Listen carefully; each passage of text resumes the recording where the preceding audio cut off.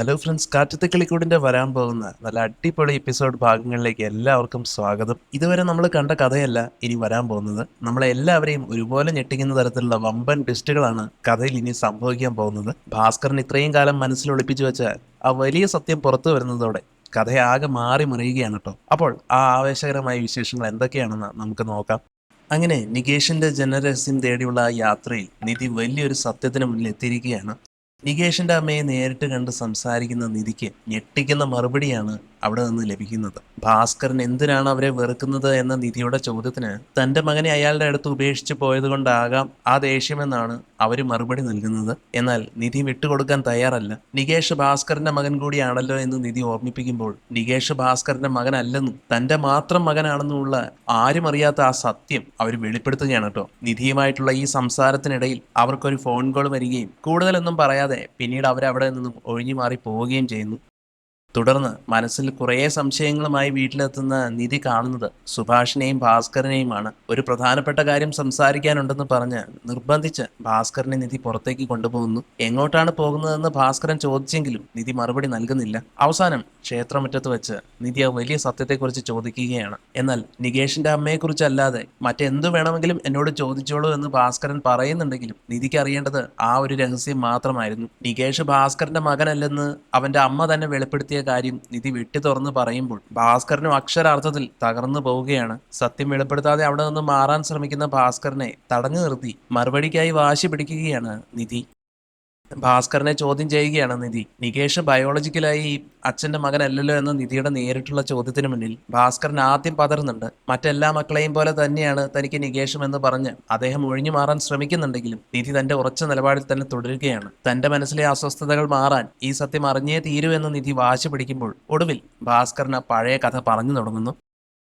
വർഷങ്ങൾക്ക് മുമ്പ് lorry driver ആയിരുന്ന കാലത്ത് ഗുജറാത്തിൽ വെച്ചാണ് ഭാസ്കരൻ ആ സ്ത്രീയെയും മകനെയും പരിചയപ്പെടുന്നത്. അവിടെ ഒരു ചെറിയ ഹോട്ടൽ നടത്തിയിരുന്ന ദമ്പതികളായിരുന്നു അവർ. അവിടെ ഭക്ഷണം കഴിക്കാൻ പോയിരുന്ന ഭാസ്കരന് അവർ സ്വന്തം കുടുംബത്തെ പോലെയായിരുന്നു. എന്നാൽ ഹോട്ടലുടമയുടെ മരണശേഷം ആ സ്ത്രീയും കൈക്കുഞ്ഞായ നികേഷും ഒറ്റപ്പെട്ടു പോയി. ആ സമയത്ത് ഒരാൾ അവരെ നിരന്തരം ശല്യം ചെയ്യുകയും നിർബന്ധിച്ച് വിവാഹം കഴിക്കാൻ ശ്രമിക്കുകയും ചെയ്തു. ആ ശല്യത്തിൽ നിന്ന് രക്ഷപ്പെടാൻ വേണ്ടി അവര് ഭാസ്കരനോട് സഹായം അഭ്യർത്ഥിച്ചു. സഹതാപം തോന്നിയ ഭാസ്കരനാകട്ടെ അവരെയും കുഞ്ഞിനെയും കൂട്ടി പിന്നെ നാട്ടിലേക്ക് വരികയായിരുന്നു. നാട്ടുകാർ പലതും പറഞ്ഞുണ്ടാക്കിയെങ്കിലും അതൊന്നും ഭാസ്കരൻ വകവച്ചില്ല. എന്നാൽ നാട്ടിലെത്തിയ ശേഷം ആ സ്ത്രീ പഴയ കാമുകനോടൊപ്പം നികേഷിനെ ഉപേക്ഷിച്ച് ഒളിച്ചോടിപ്പോയി.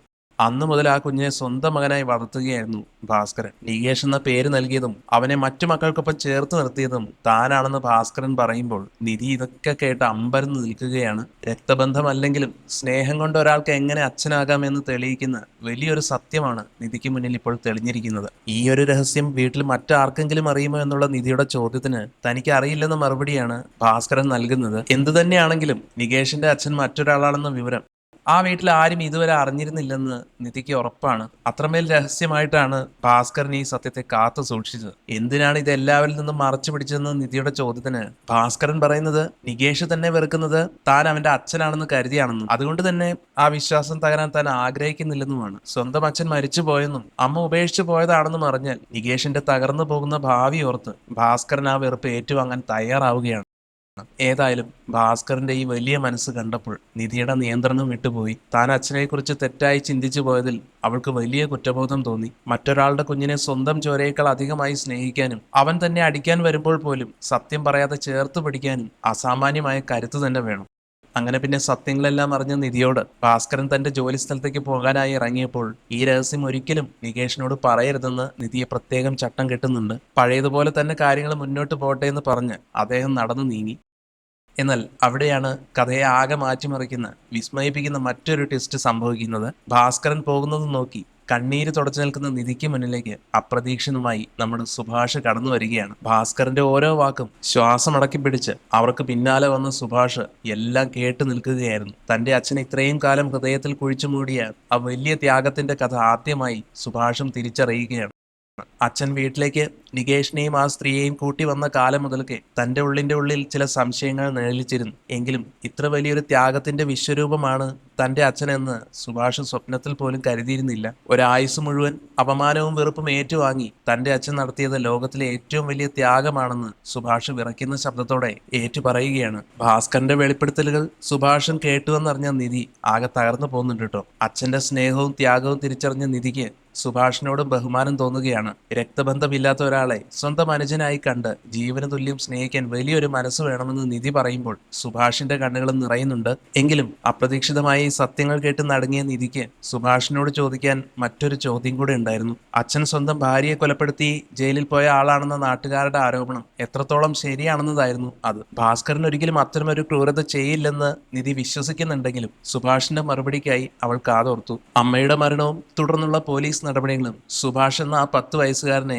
അന്ന് വല്ലാതെ തളർത്തി കളഞ്ഞിരുന്നു. ജീവിതത്തിന്റെ വലിയൊരു പ്രഹരം ആ കൊച്ചു പ്രായത്തിൽ തന്നെ ഏറ്റുവാങ്ങേണ്ടി വന്ന സുഭാഷ് അച്ഛന്റെ അഭാവത്തിൽ മുത്തശ്ശിയുടെ തണലിലാണ് അന്ന് കഴിഞ്ഞിരുന്നത്. മുത്തശ്ശിയുടെ മരണം കൂടെ കഴിഞ്ഞതോടെ ആ 3 അനുജന്മാരുടെയും ഭാരം സുഭാഷ് എന്ന ആ മൂത്ത സഹോദരന്റെ ചുമലിലായി മാറി. അച്ഛൻ ജയിലിൽ നിന്ന് തിരിച്ചു വന്നപ്പോൾ തന്റെ മനസ്സിലെ ഒരു ചോദ്യവും ചോദിക്കാൻ സുഭാഷിന് കഴിഞ്ഞിരുന്നില്ല. കാരണം തന്റെ മുന്നിലുള്ള തന്റെ അനുജന്മാരുടെ സുരക്ഷിതമായ ഭാവിക്കായിരുന്നു അവൻ മുൻഗണന നൽകിയിരുന്നത്. നാട്ടുകാർ പലതും വിളിച്ചു പറയുന്നുണ്ടെങ്കിലും തന്റെ അച്ഛൻ നിരപരാധിയാണെന്ന് സുഭാഷ് ഇപ്പോഴും ആഴത്തിൽ വിശ്വസിക്കുന്നുണ്ട്. സ്നേഹമുള്ള ഒരു മനുഷ്യന് ഒരിക്കലും ഇത്തരമൊരു പ്രവൃത്തി ചെയ്യാൻ കഴിയില്ലെന്ന് അവന്റെ ഉള്ളം മന്ത്രിക്കുകയായിരുന്നു. എന്തായാലും പലവിധ ചിന്തകൾ അവരുടെ മനസ്സിലൂടെ കടന്നു പോകുമ്പോഴും സമയം ഒരുപാട് വൈകിയെന്ന സത്യം സുഭാഷ് തിരിച്ചറിയുന്നു. ക്ഷേത്രമുറ്റത്ത് നിന്ന് വീട്ടിലേക്ക് തിരിക്കാനായി സുഭാഷ് നിധിയെ വിളിക്കുമ്പോൾ ആ രണ്ടുപേരുടെയും മനസ്സിൽ വല്ലാത്ത ഭാരമായിരുന്നു. വീട്ടിൽ തങ്ങളെ കാത്തിരിക്കുന്ന അനുജന്മാർ പലതും തിരക്കുമെന്ന് അവർക്കറിയാമായിരുന്നു. വരാനിരിക്കുന്ന പ്രക്ഷുബ്ധമായ നിമിഷങ്ങളെ നേരിടാൻ താൻ ഒരുക്കമാണെന്ന് ഓരോ ചുവടിലും നിധി ഉറപ്പിച്ചു. ആ മനോഹരമായ കുടുംബത്തിന്റെ സന്തോഷത്തിനായി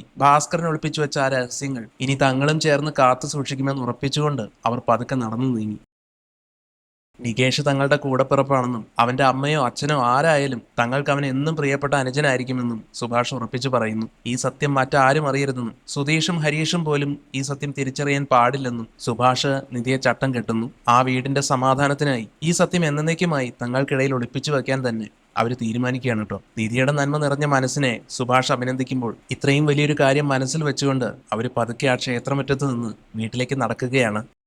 വീട്ടിൽ തങ്ങളെയും കാത്തിരിക്കുന്ന അനിയന്മാരുടെ മുഖം ഓർത്തപ്പോൾ അവരുടെ മനസ്സൊന്ന് പിടഞ്ഞു. എങ്കിലും ഇത്രയും കാലം അച്ഛൻ കാത്തു സൂക്ഷിച്ച ആ സ്നേഹത്തിന്റെ വില ഇപ്പോൾ അവർക്ക് ശരിക്കും മനസ്സിലായിട്ടുണ്ട്.